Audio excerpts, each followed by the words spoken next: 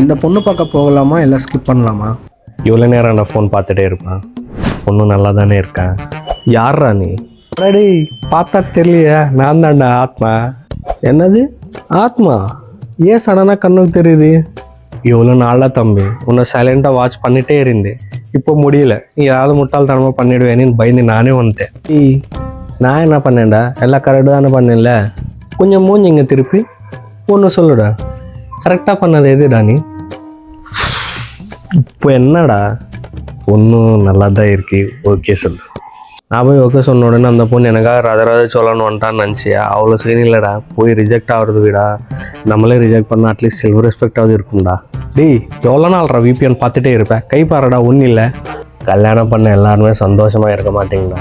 கல்யாணம் ஆகிறதுக்கு ஃபஸ்ட்டு 3 மாதம் தான் ஜாலி, அதுக்கப்புறம் தான் ஒரிஜினல் மியூசிக் ஸ்டார்ட் ஆகும். இன்னும் இருந்தாலும் நான் பார்த்துக்கேன்டா, எனக்கு கல்யாணம் வேணும்.